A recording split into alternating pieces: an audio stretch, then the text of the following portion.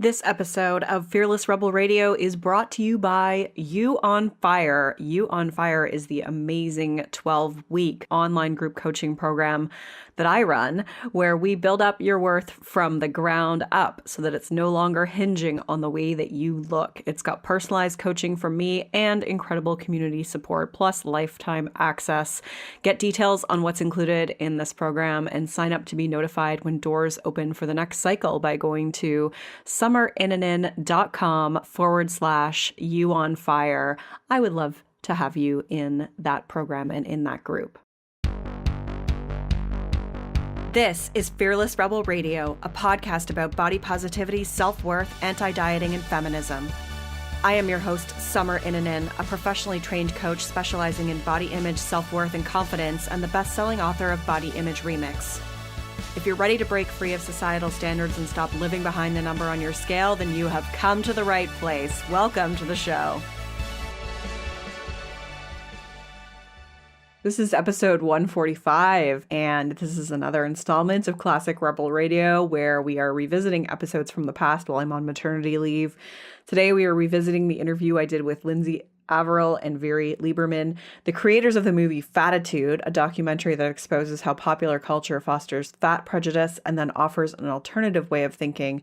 We're chatting about fat acceptance, thin privilege, and body positivity, and why they created Fattitude to change our culture to eradicate size prejudice. Plus, I'll be answering a listener question on what to do if your partner is still subscribing to conventional beauty standards. You can find all the links and resources mentioned in this episode at summerinanen.com/145. Before we begin, let me give a shout out to Ashley12345, who left this review. Love Summer, great podcast. Amazing. See, leaving a review literally takes 10 seconds.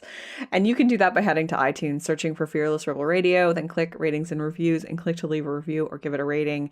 And don't forget to subscribe to this show via iTunes or whatever platform you use. That helps others to find the information you are learning here.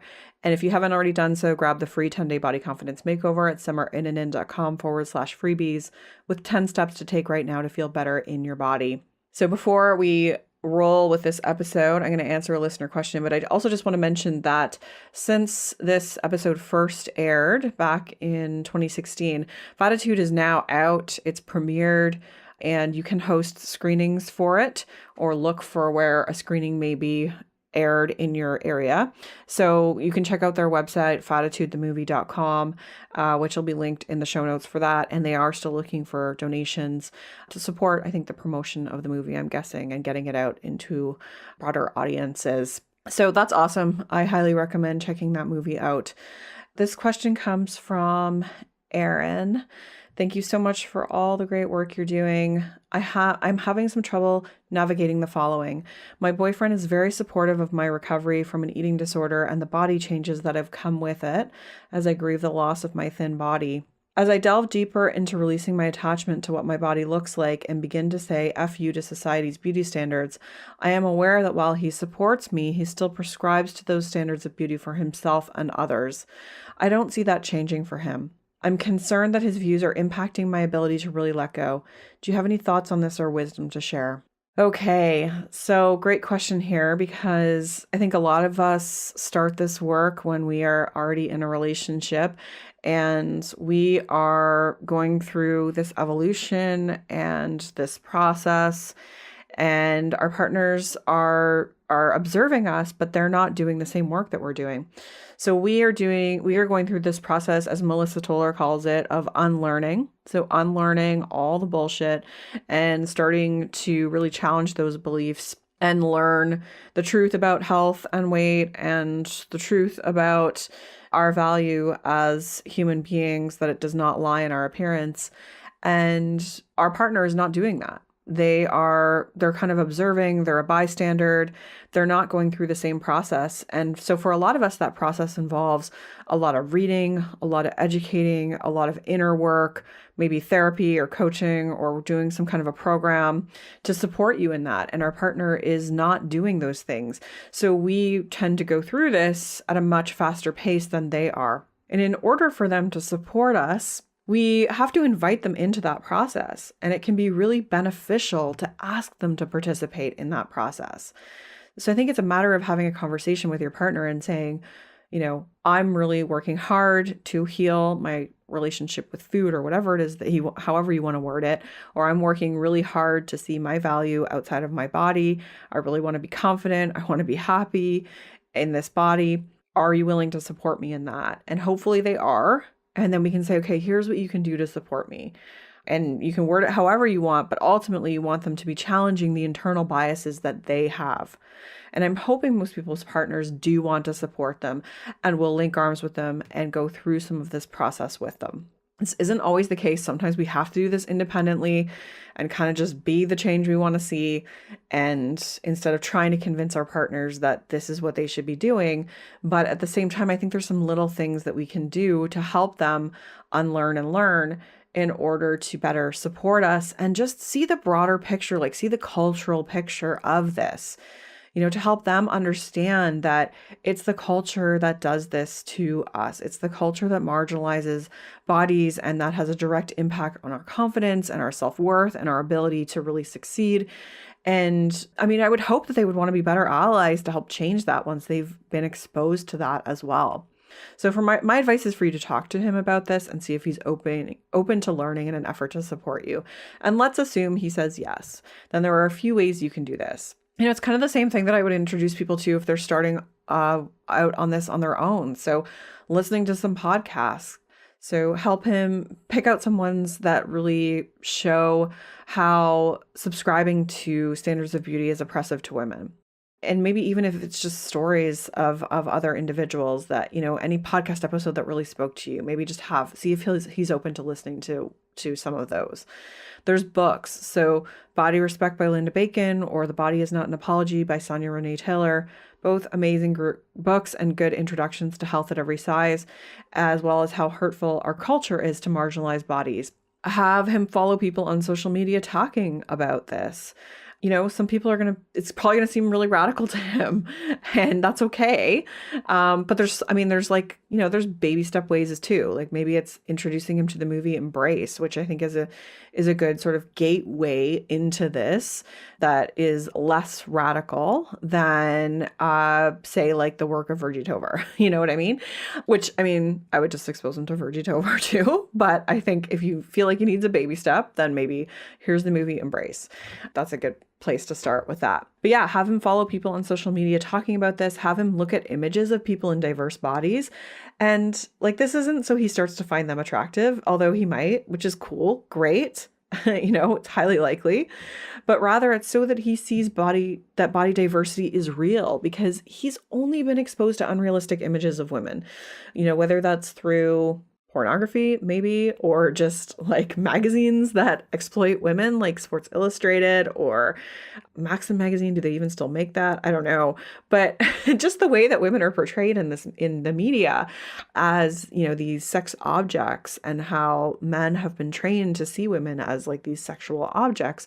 We want to try and help him see it through a different light and see how that's so harmful to women, and see that diversity is really does exist and it's real, and that not everyone looks like that. So that's a great exercise if he's open to that too.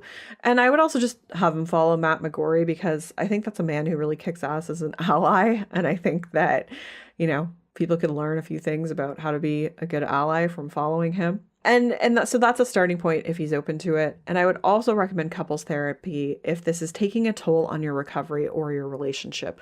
Like if this is stalling you, if this truly is preventing you from letting go, then therapy together for sure, because you've got to have someone kind of help you navigate these conversations.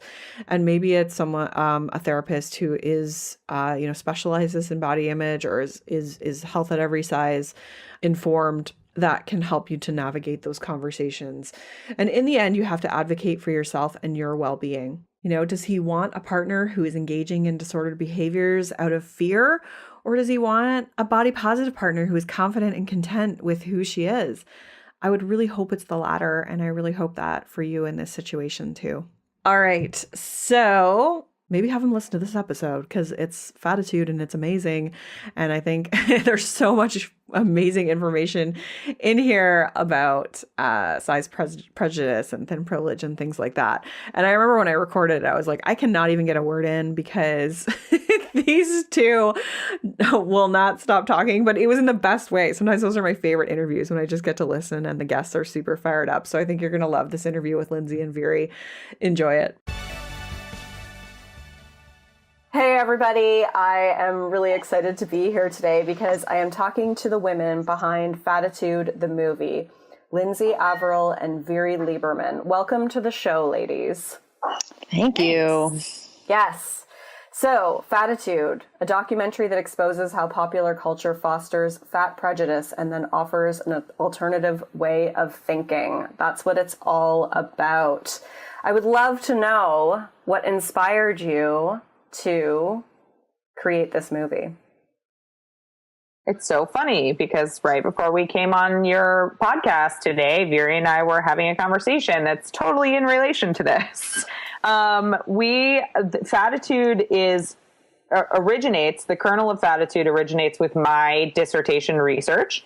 So I started working on representations of women's bodies in teen media and particularly fat bodies. And the more I worked on that research, the more I was like, okay, this is really interesting, but this problem is not just about teenage women. This is a problem that is carried out into everyone in the world, of every gender, of every sexual persuasion, of every race, color, creed. Everyone is dealing with questions of fat hate and fat phobia. And I got, very sidetracked and started thinking like writing some academic paper about this is not enough.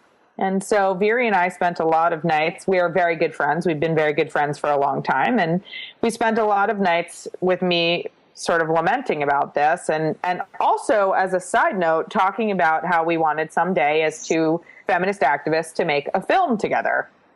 And one day those two ideas just converged. I don't exactly know when that particular moment was, but but we all of a sudden we were making this film, and we just, it was something that sort of like came to being over bottles of wine kind of a thing. And then I pursued the idea of us doing a couple of interviews and seeing if it would work. And I went up to visit Viri in New York, and we filmed a couple of interviews, which were Substantia Jones and Claire Misko. And after those two interviews, there was no doubt, no question anywhere in any way that not only were we going to make a full-length film, but we were going to make a very important, exciting film about fat activism, fat hate, fat acceptance, all these sort of, big buzzwords, body positivity, right? That really wasn't being made, because it wasn't a film about how women should be welcomed, plus size models should be welcomed on the scene. It was a film about how the culture needs to change and stop being cruel and systemically prejudiced towards people living in larger bodies. Mm-hmm. Amazing. So good. And so I'd love to backtrack a bit and just hear each of you talk about your own story and your own experience and what really drove you personally to be so connected to this cause. I mean, as Lyndsey was just sharing, this kind of all came from her research. So I was very new to all of this whole world. I mean, my God, unlocking the doors to a fantasy land of beautiful, beautiful body acceptance. And it was so great. Fattitude for me, I mean, it's changed my life, because prior to learning about all of this and starting to make this film, I definitely always had a very, not troubled, but complicated relationship with my body. I fluctuated a lot. I was an athletic kid. And then I went through a period of my life where I gained a lot of weight, and then I still was athletic and fluctuated, and anyways, back and forth. And I've definitely had my days of crying in dressing rooms and such. Mm-hmm. But so I was, kind of this interesting thing where I also, as a lesbian, there's a lot of parts of my identity. There's a lot of intersections, and within that, I never really feel like I fit anywhere. Like I'm not comfortable in a suit. I'm not comfortable in a dress. I don't fit into anything that I can't even really fit into just jeans and a t-shirt in a way that I had felt comfortable before. And it was a mess. And what Fattitude did for me was allow me to just be in all of those intersections. It was so interesting because it really is applicable to everything, even though the focus is obviously bodies. That is everything, right? Like our bodies are our bodies. So there's something, so for me, my personal journey is more about everything culminating in my identity, gender, body, everything, all of that coming together through Fattitude. And for me, Lyndsey and I always talk about, speaking your truth. And when we started Fattitude, I started to become really conscious about my visibility and being out there and being honest when I'm when I'm struggling or when I'm trying to find that place of acceptance, but also being really aware and kind of grabbing the horns and being like, yeah, I'm going to be out there and be this bigger body. Like right now I'm training for a bike ride and I wear the spandex outfit, right? Like I am on that bike, I am big and I am whizzing by everybody. And it feels so freeing. And I'm sensitive to the idea that people are seeing me as quote unquote in their kind of socially constructed mind, an alternative body, riding so much all the time. But I love it. And so within that, within everything in Fattitude, I think the thing that happens that's most exciting to me is being able to spread that message of a spectrum of bodies. And for me personally, it's just given me a lot of great checkpoints. Or on a daily when I have to go shopping for clothes or when I'm riding my bike or when all of those things, if anything creeps up, because clearly it's not like you can just flip the switch on easily to start loving and accepting your body fiercely. But I have definitely been educated through this movement and all of the people we've met, especially our interviewees, to be able to check myself and be like, oh, what? Why am I wasting any energy worrying about this? Mm-hmm. And so that's kind of been a really beautiful part of the journey. I mean, like I said, mine, I didn't have, it's all relative. I was going to say, I don't have enormous stories myself about, being bullied or tortured or anything in that way about my body, as most people do that we meet. Right. But that doesn't mean that I haven't had my own struggles. So. Of course. Yeah. Well, and I also think I have a more traditional experience in terms of living in a fat body. I think there's something really significant about not growing up in a fat body, which is something that Viri had. Right. Viri was very athletic as a young person, and she, didn't really live in a fat body until she was in adulthood. Whereas, when you grow up in a fat body, there's a lot of bullying that comes with that, and sort of builds, a space in which you sort of recognize the bullying that's coming at you all the time. Yeah. I think I was on my first diet when I was 6, and unlike, the average person having a discussion about going on a diet when they were 6, which painfully so is average for a fat person. I asked to go on the diet, which is unusual. So I begged my parents to put me on a diet. At the age of 6? Yes, at the age of 6. Wow. Because I was already being teased so mercilessly. And I think that I was probably somewhere between 10 and 15 pounds heavier than my counterparts. But at 6 years old and, what are you, 3 feet and change, right? 10 or 15 pounds makes a big difference. And there was, definitely I was sort of the fat little girl, and I was already aware of that. I was already being told that wasn't acceptable by my peers. And then I was a chronic cyclical dieter. So if you look at my life, I basically, if you look at the photographs of my life, I basically go in and out of being chubby, right? Like, cause I was always dieting, and then somewhere around, and terrible dieting. So I reached the point where in my 20s, I was doing liquid diets and things like that, things like OptiFast, where I would lose 60 pounds and then promptly turn around and gain 60 pounds back, which is terrible for your body. Yeah. I was also a, religious calorie counter, and the more you diet, the more you cyclically diet, the less calories you can eat and lose weight. So by the time I really took a look at what I was doing to my body, I was having days where I ate 400 and 500 calories a day. Which would be considered an eating disorder. Yeah, absolutely. Yeah. I would never, I don't think I was enacting the practices of an eating disorder. Absolutely. But the ease in which I gave that up marks the idea that I wasn't dealing with the control issues that we often see with things like anorexia and bulimia. Right. But I was practicing in a way that was such disordered and dysfunctional eating. And I was absolutely attaching that to my self-worth. Right. Mm-hmm. So if I ate 500 calories a day, I was a success that day. And if I ate 700 calories the next day, the day before was a more successful day, right? I was a better person the day before, right? So that's a terrible practice. No one should do that. Please don't mimic me, right? So somewhere around my 30s, I would say my early 30s, I'm 38 now. So somewhere around 30, I got married, and in the first 2 years of my marriage, I would go back and forth between that behavior and being like, this is crazy. Why am I doing this? Right. And I would say by the time I was 33, I gave up dieting completely. So or maybe 32, right within 2 years of launching Fattitude, I had joined the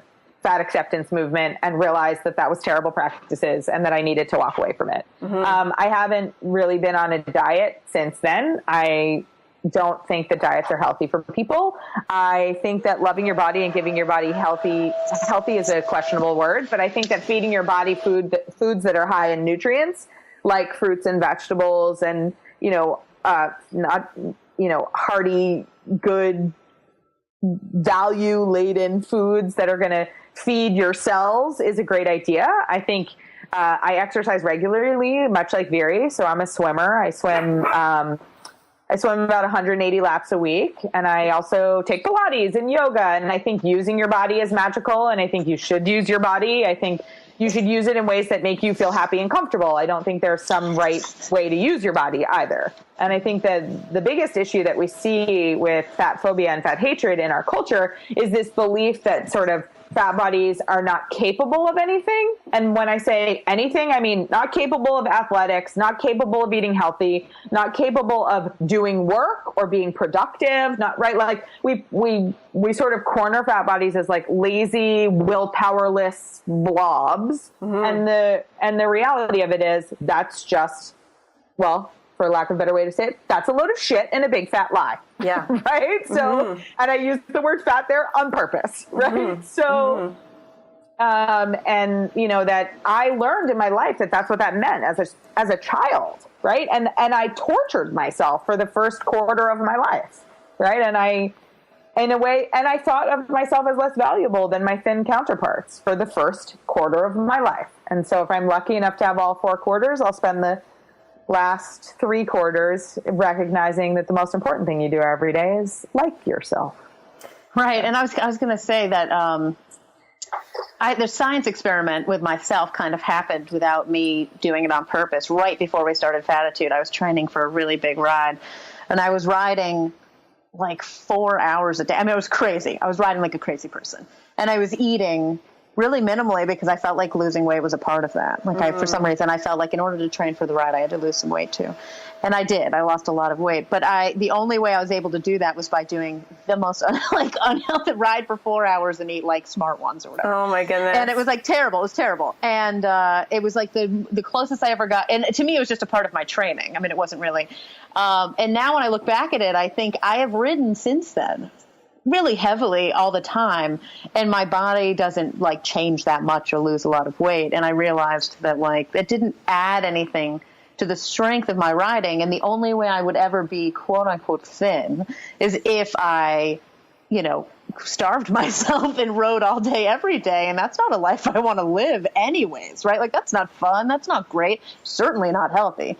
So I've now, that was a huge part of my body acceptance where I was like, oh, I'm just going to ride my bike and I'm going to live my life. And whatever my body falls in that realm, well, however it looks is how it's supposed to look. Mm-hmm. And it's not, and that's like, you cannot control it. You can't. It's not about that also. Well, and you don't need to. That's the really important thing. Exactly. You don't need to. Yeah, and I really want to reinforce that point is that both of you have alluded to no longer trying to manipulate your weight and control your weight. And I think, that, I mean, what are your thoughts? Does that go hand in hand with body acceptance?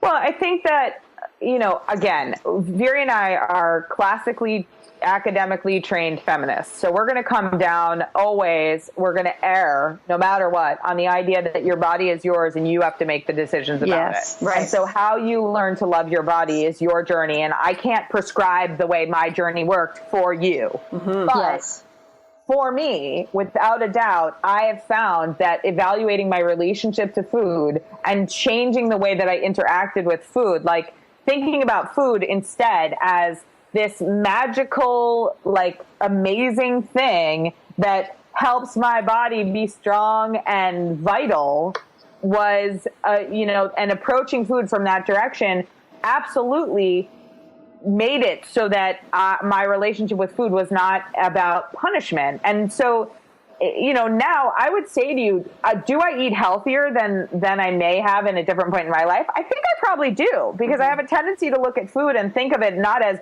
good or bad, but as like, what do I need today? What makes me feel good today? Right? So my relationship with food is much more about how my body reacts to food than how, than some kind of crazy, like moral, satisfaction, dissatisfaction, weird Connected sort to of your worth. Yeah, but also like emotional relationship, right? Mm-hmm. Like, yeah, but also like the joy of food. See, there's another layer to this that came in my personal body acceptance where I was like, with that conversation of morality with food, good, bad, all of that. Yeah. Is also like, food can be wonderful. Like we're foodies. Lyndsey and I are foodies. Yep.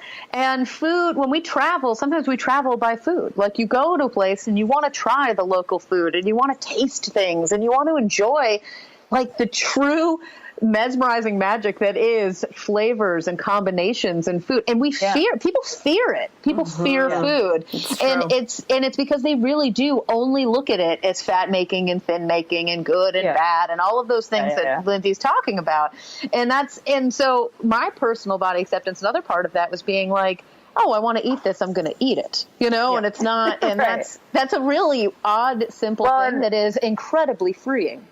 And if you catch Viri and I at a dinner table with people who are not body positive, and somebody's saying like, the waiter comes up to the table and they say like, can I get you a dessert menu? And somebody's like, oh, I would, but I can't. Viri and I look at each other and we're like, why? Is your mouth broken? Like, right? Like, who says you can't? Why can't you? What? Like, can we work that out? Let me put my chin on my hand and lean here and like the thinker and be like, really, why can't you? Like, for a while I was defiant. Like even if I didn't want dessert, if someone at the table was like, oh, I'm trying to be good today, I'd be like, we'll take a dessert menu. Like I was just doing it to make a point to people for a while, just because I was like, that's silly. Everybody, but what Lyndsey said, I agree with. We do believe the old, my body, my business. And if it is, you do with it what you want, but I want you to always think about why you're doing what you're doing. Yeah, because like that's what it is. It's not so much about like what you want to do. Just ask yourself why you're doing it. And if it really is for you.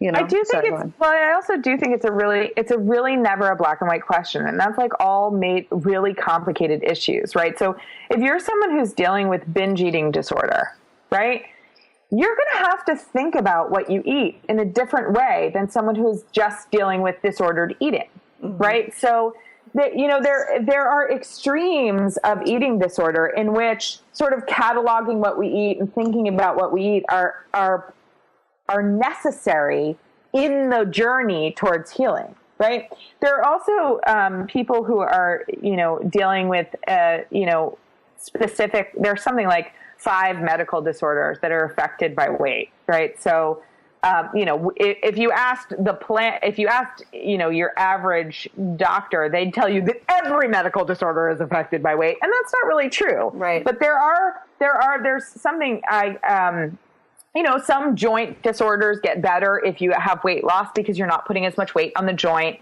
There are some, there are some issues that there's I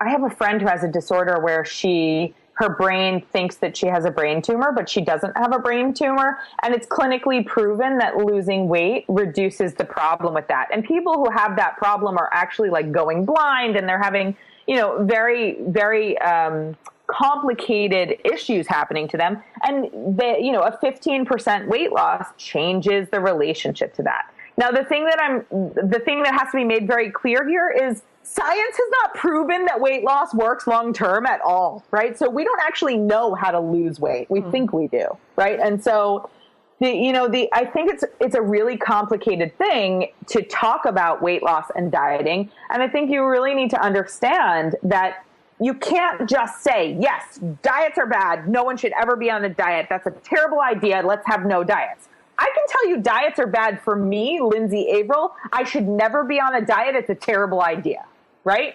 And that it doesn't work for me, and there's no science behind it for somebody who's in my situation, right?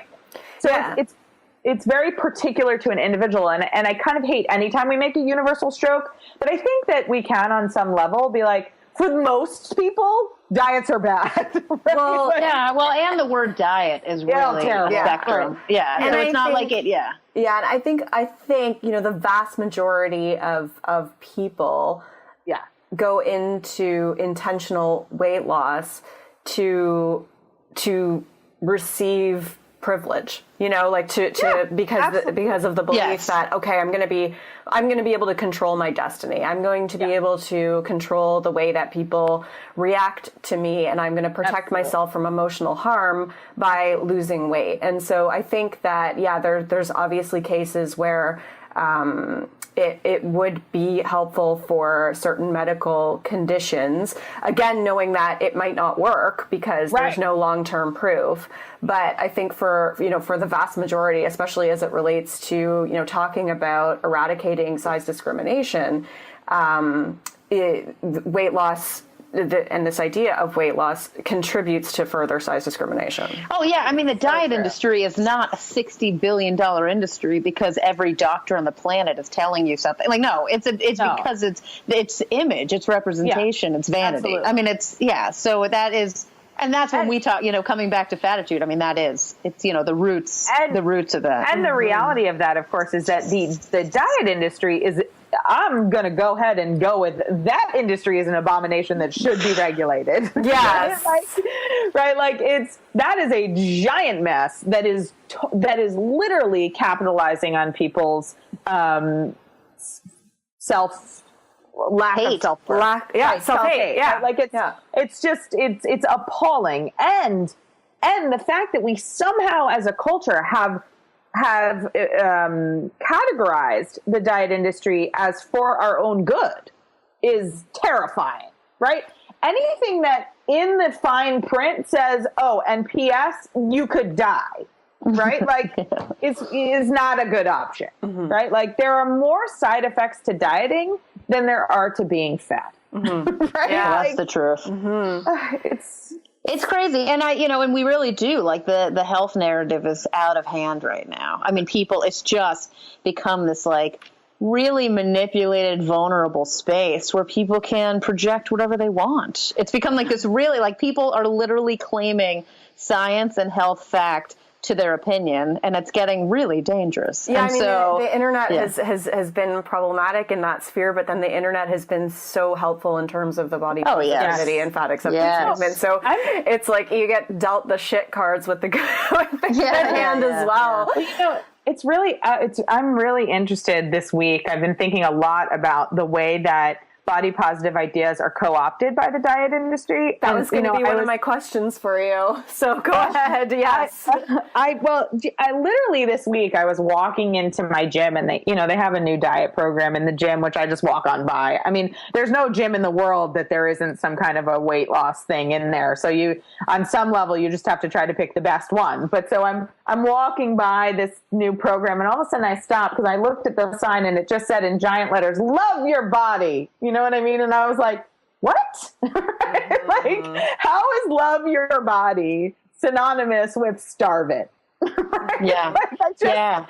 Right? Yeah, Like, do you I remember? just can't. Ugh. Do you remember? I told you I live in Brooklyn, and I got off the train once, and there was a billboard, and it had a picture of a sad fat person, and they were looking at a scale, and it said "lose yourself." Period. And I was like, wow. Like I had to sit and chew on that for a minute because I thought this is funny because we could actually spin this into body love. Where we're like, yeah, if you lose weight, you're losing yourself. Like if you force yourself to do something that's not you. Yeah. But then there was another side where I was like, oh, whoa, what? Right. Like we are now wrapping this up with all of you, right? Like your entire identity, your sense of self, like the amount that we have projected on the idea of weight and fat, it's everything. Yeah.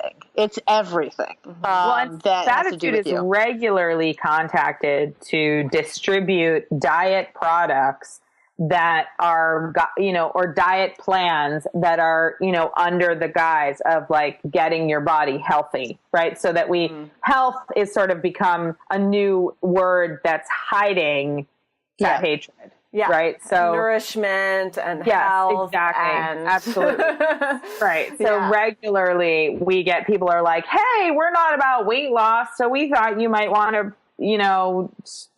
spread the word about our new program. And I'll click on it and go look at it. And I'd be like, you're not about weight loss, except it says here that the great benefit might be that I get thin. Right? Like, yes, it's especially hard because in Fattitude, it's like we really are coming from a conversation of media representation, but we cannot avoid the health. Yeah. We know that everywhere we go, the first question is going to be about health. I mean, that is like all people focus on. And it's so interesting because we do address it to a certain degree in the film because we have to.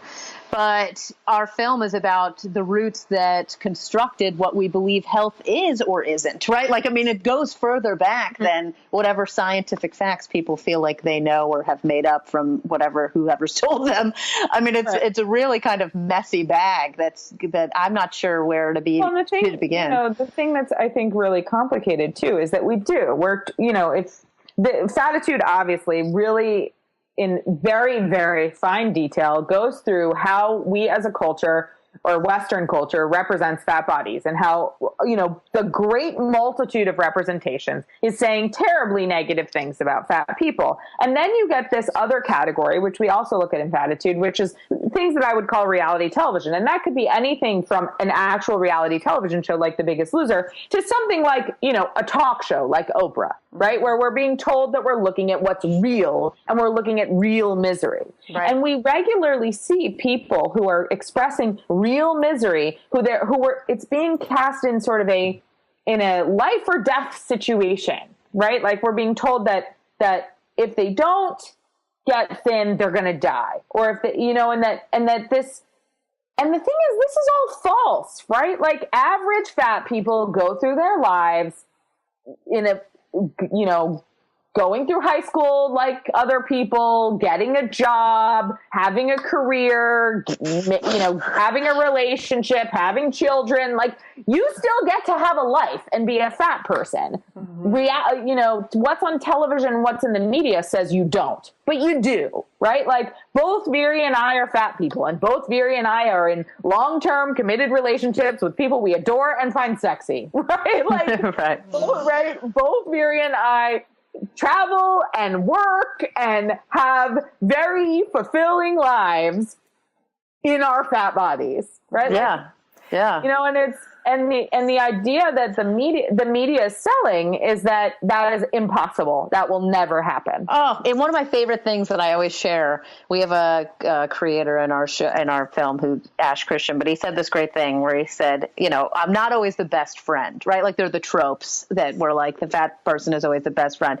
He's like, I'm the leading man of my own life. And I always loved that because I thought it's true. Like the things that the media is projecting over and over again, the patterns and the tropes that fat people get pigeonholed in regularly in the narrative are not real life. I mean, we all have lives. We all play. And so those roles are kind of the saddest part, of course, is sending the message to fat people that that's what they're supposed to be or that that's all they can be. Mm-hmm. Yeah. But the great thing about the body acceptance movement and in Fattitude, my favorite thing that Lyndsey and I, it was so important to us that we do offer solutions and role models and show a lot of people who are, clearly breaking out of those stereotypes. But, the idea is like, yeah, no, we are the leading, stars of our own lives. And we're doing all of the things that, whatever thin is and all. I mean, don't get me wrong. Like, we can't overlook privilege and that it's still out there. Sometimes I feel like I'm so excited and grateful to be in the body acceptance world, but I forget that a majority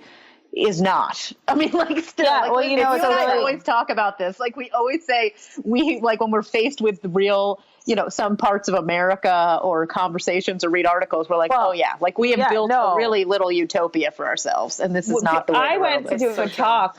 I went to do a talk for us at a center where they do eating disorder treatment. And it was just kind of like a little informal talk with the people who run the program. And it was like 10 people in the room, and I showed some footage and I, whatever. And I was talking about the fat bikini, right? The bikini for the fat body. Right. And I'm having this conversation about it, and they're all looking at it and they're like, this is amazing. And they're like, I can't believe this exists. And I'm thinking to myself, like, you can't? Like, it's all over television. Like, I can give you 100 articles about the fat bikini. You do not know about this, right? Like, and I was baffled because I have created a universe where I miss nothing that is body positive, right? Like, my internet feeds it right into my living room, and everything that I see is mostly body positive, right? And then I watch TV, right? But like, I was astounded, and you forget that, like, not everyone has created that world for themselves. You forget that it's still so countercultural. Yeah, because what's coming your way isn't, right? Like, you're. And so, on the heels of that, there's obvious ways in which fat people are discriminated against as it relates to things like healthcare and employment and bullying and all of those things. But I would love to know, what are some of the insidious ways that bodies are discriminated against in our culture that myself and other people listening can be aware of and look out for? Because I think that, even just you talking about how fat people are always never like the leading role, or just things like that, like all the narratives in all the different like television shows and movies. But I just think not a lot of people are awake to that, because it's just the way that it's always been, The term that Viri and I tend to use is that it's a. Oh, now my brain is failing me. What do we always say, Viri? It's an unacknowledged prejudice, or totally. Right. So I mean, it's like it's the old like invisible norm. I can't remember the term we use, but it's like, but because we don't want, some people say the idea of a that like the last acceptable prejudice, and that's ridiculous. Right, There's a ton of acceptable prejudice in the culture. It is not. There is lots of acceptable prejudice, but this is an sort of an unacknowledged, invisible, right? It's people don't even realize that this could be a prejudice. Yes. Right. And so, for us, we found that there are lots of, I've written articles about the things that people have said to me and not even realizing that they're saying something horrible, right? So I wrote an article for Exo Jane that was literally called "If I Had Your Body, I'd Kill Myself," and other terrible things that people say to a fat person. Mm-hmm. And that is a moment where I was talking to someone, and she was talking about her own eating disorder journey, and she literally looked at me and she went, "I mean, if I had looked like you, I would have killed myself." Right? Yeah. And I thought, how do you not hear yourself? Like, how did you not hear how horribly mean that was? Mm-hmm. Right? Because the assumption is that I hate my body as much as she hates my body. Yeah. Right? And so and that everyone who is fat hates their body, and that they're just miserable. Right? And that they're going to commiserate with the hate you feel for their body. So the things that I've seen in my life are, I have a very thin mother and grandmother. And so people have said things to me like, "Oh my God, was it a nightmare having a thin mom?" Mm. right? And I'm like, she's amazing. What are you talking about, right? Or they'll assume that like my husband isn't really into me, like he loves me, but he doesn't, like, we don't have a really good sex life. Or we'll see assumptions like I'll be in the gym and people will be like, "Oh, you go, girl." Yeah, good for you. Yeah. So, right. It's so true. The insidious. I mean, what you were talking about. My first thing that crossed my mind is a lot what Lyndsey's talking about, which I was going to say personal interaction. I mean, we definitely, when we do talk about, when you were saying leading, you know, you're bringing that back. I think tropes are a big thing. Don't get me wrong. I mean, growing up watching villains always be the fat person, and you know, all of that stuff definitely sets some roots. But it's the weird, it's the weird dynamic that happens day to day among your friends and your loved ones, even people who just don't even realize that what they're saying is, and most of that comes from them believing they are informed and that it's just some kind of health fact that fat is bad.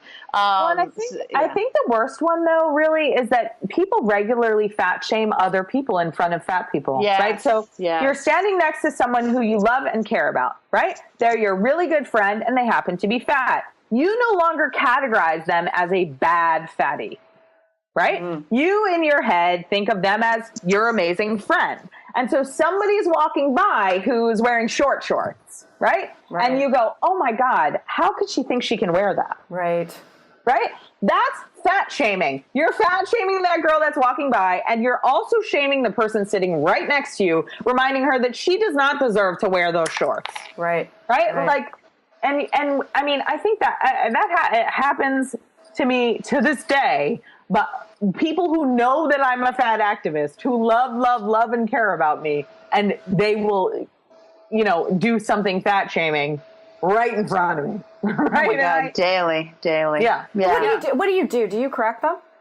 I do. Yeah. I always correct them. Yeah. I mean, especially if they're people I love, right? So, and I think that's probably a really fine point to make, that fat hatred is so ingrained in the culture that even the people you love are doing it. And you don't have to think that they are bad people because they're doing it. Instead, you need to think like, these people were educated poorly. They don't really know about this. They don't realize they're hurting me. And I need to be the bigger person in this moment and help them recognize that this is a bad thing they're doing. Yeah. Right. Like, and and it doesn't have to be a rant or a lecture. The best thing that I do is usually try to turn the moment into a positive or offer an alternative question. It'd be the most minor thing, as long as you just plant a little flag in that moment. You know, like it's like you don't have to kind of say, listen, you can and should if you want to say that really offended me. But I also will be like, or, you know, and then insert blank there. Like just, you know, kind of offer the alternative. Too. Well, and sometimes I'll even just look at them. If it's a person I really know well, I'll just look at them and be like, really?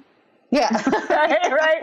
You know, and they'll be like, "Oh my God, you're right. I just did that thing you've already talked to me about." Right. Like, and, you know, and I think sometimes you're in a public sphere where you're not with people you love and care about, or that love and care about you. And something terrible happens and something fat shaming happens. And you're like, you know what?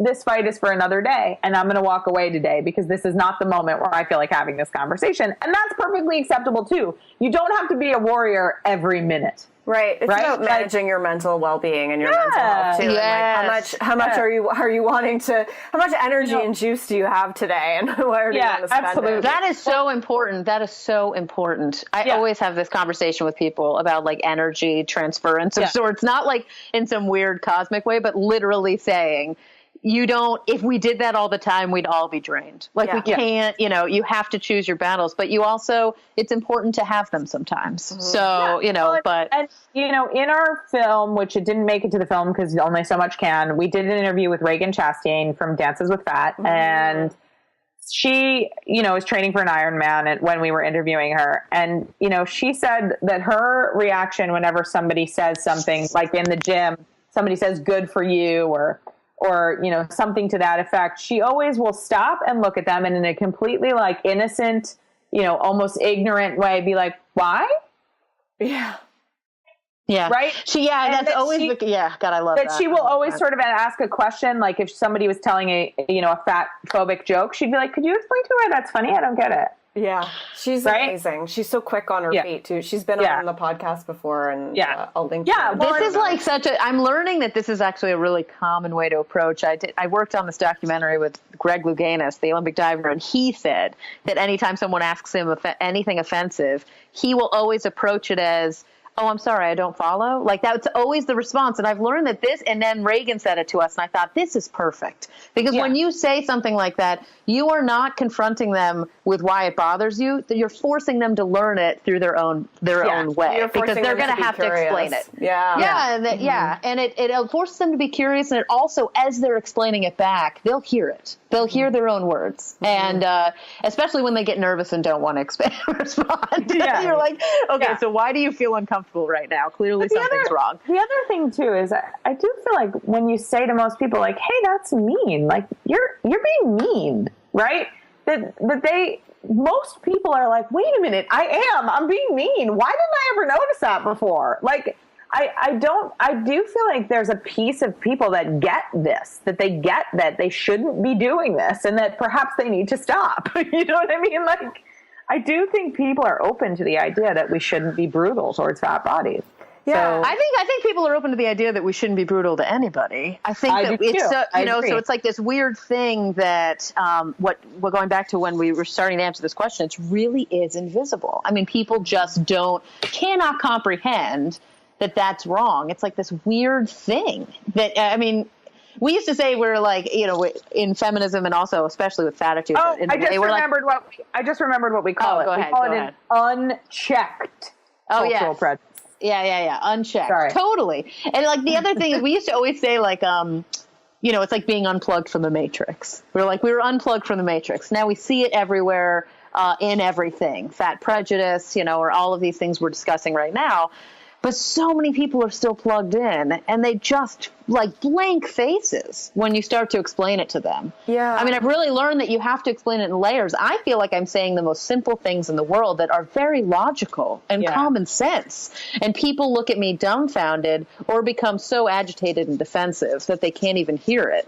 And that's when I've realized how deep this is. I mean, this is deep. Yeah, especially, and I would love to talk, because I think what we're talking about here is a lot to do with thin privilege and not acknowledging it, and not understanding that. And so I would love to know your thoughts on why understanding thin privilege and size discrimination is so important for women who are trying to stop hating their bodies.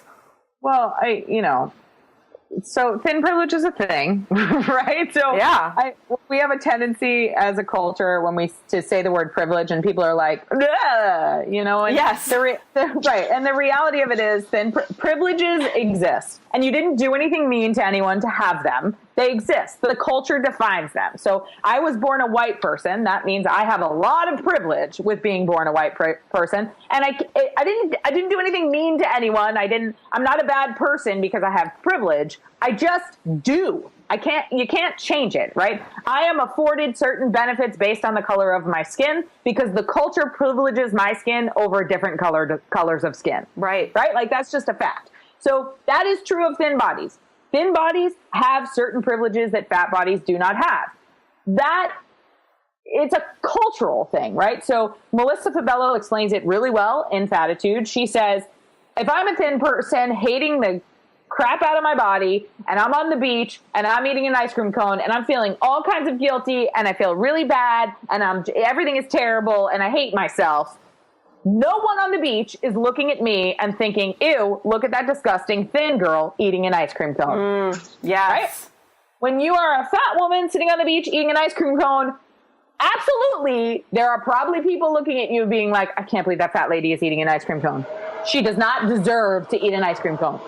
Right? Yes. This is the idea of thin privilege, right? That there are certain benefits to being thin where you're not being judged in the same ways that somebody who's fat is. And so what that means is if I go to a job, the thin person is going to be assumed productivity and willpower and a lack of laziness are assumed in the thin body, whereas the fat body is assumed to be lazy, assumed to lack organization. assumed to lack willpower. So if you're the hiring person and your mind isn't open to the privileges that exist in culture, you are going to sort of from a subconscious level hire the thin person over the fat person because you have these assumptions about thin bodies and that you lay over thin bodies and assumptions that you lay over fat bodies that drive you to believe the thin person will be better at the job. Yeah. And these are the deeper root prejudice. I mean, what Lyndsey's talking about is like even a more advanced version of this conversation beyond, airplane seats and clothing. Yeah. I mean, these are bigger issues that make it the civil rights issue we're talking about. Like these are right. So, those privileges Viri's talking about are just the basic ones. Like, well, no, and that's what everybody always says first. Yeah. Right. You don't fit in a school desk, right? You go to school and there are no gym uniforms in your size. Right? These are, and that just stuff matters. Don't get me wrong. Like day-to-day life matters. That is definitely probably more affecting to people on a personal level. But what you have to realize is that there's even bigger structural societal things happening that don't allow free movement, or all of that stuff. And that's what Lyndsey's talking about, which is so true. Which is that is numbered. The stats are out there. The research has been done. I mean, that discrimination is real in jobs and in God. I mean, this conversation is like in books. There are books on this, right? I mean, but we talk about we have Virgie in our movie. She talks about like, well, if you tell me your zip code, I could probably tell. If you tell me your BMI, I could tell you a zip code. It's like there's so many conversations of access and discrimination and how people are dealt with, that it just kind of goes deeper and deeper and deeper into the roots of, it's cyclical. I'm now starting to lose myself in words here. Yeah. But Lyndsey, save me. But so the thing that happens, of course, is if we're talking about everyone trying to strive to achieve thin privileges, first of all, there's a belief that you can, right? That you can get thin, and if you just get thin, everything will magically be full of privilege and full of joy, right? Okay, so that's a lie. And then on top of that lie, you have this idea that if you can't get there, it's sort of your own fault. Like you're bad. It's your fault. You're fat because it's your fault. Not your genetics, not your, income and ability and access it's your to choice. nutrient foods. Right, it's your choice. Right. So, and you have all these different factors sort of at play condemning your body. And so you see a lot of people who just try to starve themselves to achieve thin privilege. And this is, of course, why Viri and I do this work, because the problem cannot be solved that way. Right. So you can't, on an individual level, change your body and everybody becomes thin and everybody becomes happy. What we need to do is change the culture so that people recognize that achieving thin privilege is not going to allow you joy. What we need to do is shift the culture away from privileging thin bodies or privileging white bodies or any other category or privileging heterosexual bodies, right? Like we need to shift the culture away. We need to represent privilege in all bodies. So Viri and I this morning were talking about Ghostbusters and how we really liked the film, and we really liked the film not because we think it's a great film. We kind of think it's a B. It gets a B, right? Yeah. It gets a B level film. But what we really liked about it is it's kind of like you just pulled the male actors out of the roles and put female actors in the roles. And that way, little girls watching that are not forming assumptions about what men can do versus what women can do, right? It's the same thing in terms of thin bodies and fat bodies. We want to represent fat bodies just being regular, just going to work and just having friends and being in relationships, right? So that we can recognize that the privilege of living a normal life can happen on within all bodies, right? Like, people always ask us, they're like, "What's your What's the solution? What's the solution?"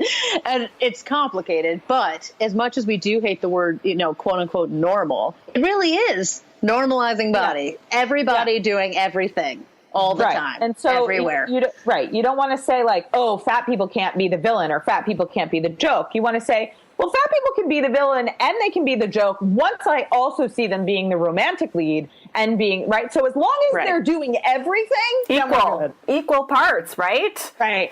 Yeah, all the time, everywhere. And that's like applicable to everything. But like, it's really true. And that will change everything because, it's the whole, if you see it, you can be it. But once things become pigeonholed or you only see it in one place, then you're like, oh, that's clearly what it is. And that's not true. It's just not true when it comes to fat bodies. But that's where the media, bringing back to Fattitude, our whole thing is like, yeah, show it. If you're watching varying bodies, that's what Ghostbusters, I'm so sensitive to that stuff now, clearly because of my Fattitude stuff. But watching that, I thought, all of these women are so different. Like, it was just really fun to kind of watch such different women in the space, moving and talking and leading a film. Yeah. So, which is clearly, the greatest pitch of Ghostbusters, of course. Mm-hmm. But I also had a really, I was saying this morning too, I had a really good fat positive moment. I really liked that the Melissa McCarthy character was dealing with getting her wonton soup correctly. And so she would get it with too few wontons, and then she'd get angry about it having too many wontons. And you know what I mean? And just like the idea that we could have a fat person having an issue with food, and that was just completely normalized. It wasn't like a fat person shoving food in their face. It was a fat person interacting with food in a normal, frustrated way. Like, I don't know. Just get my order right. Yeah, exactly. Right. Yeah. And it's so refreshing, and it's so sad that that's refreshing. Yeah, exactly. Oh, yes, always. We always get excited and start the parade about something good, and then immediately the horns kind of fizzle out and the record stops, and you're like, why are we having a parade? It's just, it's like a vicious cycle. Yeah, it's crazy that one thing like soup can just be yes. Absolutely. But it's true, and it's so needed, and I think it is all those little things along the way. Yeah. Absolutely. That's it. It's a long journey. Yeah. I love you guys. I feel like we could talk for at least 15 more hours. But I want to make sure that we have some time for you guys to really talk about the movie. What can we do to help support it? I know that this is a labor of love and labor of, I'm sure, blood, sweat, and tears for you guys. So talk to me about the movie. Talk to me about how people can help, donations, everything like that. Real quick before Lyndsey puts on her incredible producer hat, before she does that, let me just say, it's important for me to say this every time we get an amazing opportunity like this to kind of talk to everyone. This is a labor of love. We are not getting paid. We work. I have a full-time job. I'm cutting Fattitude at 5 a.m. before I go to work, or overnights on the weekends, anytime we get. And so every piece of support, every time people share it, every quarter or $1 or anything anybody can give is what's making Fattitude happen right now. Because we are not we are, it's a blood, sweat, and tears game, and it's just the two of us. We have incredible interns who are helping us as well. But I was sitting there recently with somebody at a table, and they said, how big is your operation? Or how many employees do you have, or something like that? And I was like, oh my God, talking about? I was like, there's 2 of us, and they were like, what? And people don't. I don't think people realize that.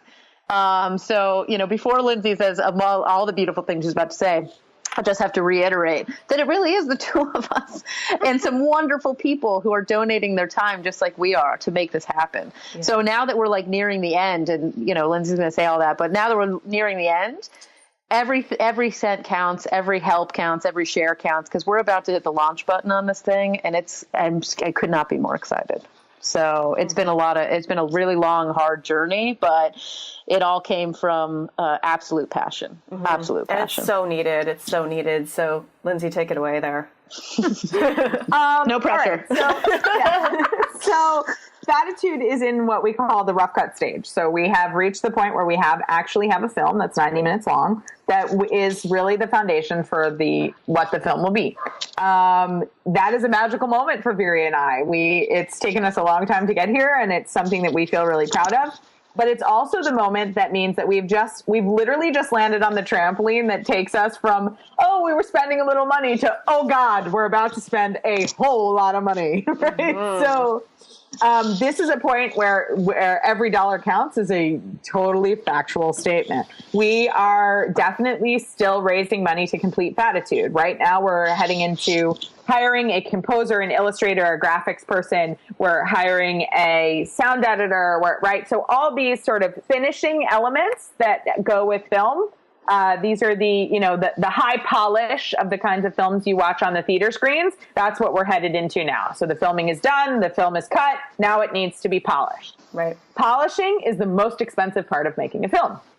So we are polishing, and we have some funds left, but we need some more. So anyone who feels like Fattitude is worthy of getting out into the world, if you've got $1 to share, we'll take it humbly, right? So small donations are the way that we've made Fattitude happen. So we have, I can't tell you factually that we have more small donations than any film ever made, but it feels like that sometimes. It feels like that. I mean, we had like our Kickstarter had like triple the backers of anybody I've ever known in the sense of like, raising that much money. Yeah, absolutely. Our average donation is well below the average donation of traditional films. So traditional films average donations of about $45. Fattitude averages donations somewhere about $20. Okay. We've raised just as much money as other films, but we've just raised it from really not from any large private donations. We've raised our money from independent people who are like, I want to see this happen. Here's my $10. Here's my $50. Here's my $20. Right. So I sound like Bernie Sanders right now. But, it's been, and that's been really magical because we feel that our fan base is really involved and they really get it, right? So we're making a film for a magical group of people who really believe in this film and what this film has to say. And it's been an overwhelming experience for Viri and I. Because we get love letters all the time from people who are saying things like, I watched your 7-minute trailer and this film has to be made because I spent the first 60 years of my life hating myself. And today, watching this trailer, I realize I have another option. Yes. These letters like make me cry because I think about like we're making the film for you. Like we're making the film for us. We're making the film for every person who's and you just sit there and you're like, oh, I can't wait for you to see it. Like it's just it's just a gift for us too. Right. You know, I mean, it's like our goal for Fattitude though is not just to sort of preach to our choir, right? So our goal has always been mass distribution. We'd like to see Fattitude really get out there on a and reach people who don't get this, right? Yes. So that means that rather than just kind of go and find distribution in a way that's sort of direct on demand, we're really looking for distribution through a film festival so that we can talk about legitimate sort of Hollywood distribution and, in theater viewings, right? That, of course, means that Fattitude's polish has to be really beautiful. And in order to make that happen, we absolutely still need more money. So the way that you can donate to Fattitude is that we take donations through our website. So that's fattitudethemovie.com. We also have a donation link on our Facebook page, and we're Fattitude the Movie, I think, on Facebook. And our donations go through either, we have some donations set up on our Facebook page where we have some Fattitude gift stuff that we'll send you, and those donations are not tax deductible. So if you want to get Fattitude Post-its or Fattitude dingle hoppers, we have these hearts that pop or a Fattitude keychain, you can buy those, and the cost of the keychain is sort of expensive because you're not just buying a keychain, you're also donating to Fattitude. So that is available on our website, as well as tax deductible larger donations, which go through IFP. Viri, what is the IFP? Which is the independent film project. Yeah. Thank you. Okay. So they go through IFP, who are our fiscal sponsor, and those are tax deductible donations. So if you were making a donation of something like $150 or perhaps $1,000 because you're awesome and amazing, and I'd love to find you wherever you are, I'll write you a personal note. Send me $1,000. So I'll call you on the phone even. But if you're making a larger donation, you can literally deduct it from your taxes by donating through IFP, and that can also be found on our website at fattitudethemovie.com. Okay, amazing. And what's the timeline on the release? Oh God, can I just say, I can't, she said we have the rough cut, and we do, we're even a step beyond that, but I am so excited that we are right now on a timeline to finish this film this fall and start submitting. But if we do submit this fall, what that would mean is that we're looking at festivals that are happening after the new year into the spring. So when we start, depending on where we get in, that will start the journey of actually screening the film for audiences.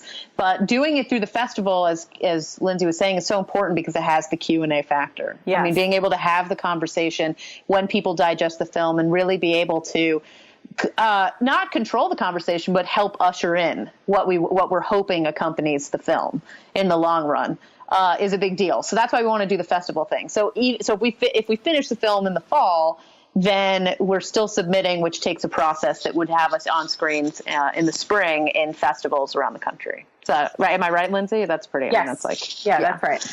Yeah. Would it be available So, in the interim through purchasing through the website or anything like that, or would that mean that it's held off for full release? Yeah, that's just not the way it works. Yeah. So we wish we could distribute it. Most of the larger festivals, so if you're talking about festivals that people have heard, so Toronto and Sundance and Cannes and Tribeca, right? So these film festivals that are the top tier of film festivals in the country. If you're talking about those film festivals, in order to show your film at that festival, it has to be a world premiere. Okay. So we cannot immediately. So, I mean, in the dream, that's our dream to get one of the top tiers. So that's our first shot. Because that would get the most main audience for sure. Right. Following that, Fattitude will be available in a way that's for purchase, right? So, I mean, like after we do a festival run, or depending on how it goes, because if we go to a festival, the idea is that distributors are there as well. So people will start engaging in conversations with us about how they see it. But no matter what, we'll find it will be available. It just probably won't happen to, in the sense of outside of a festival capacity till spring or summer next year. Right.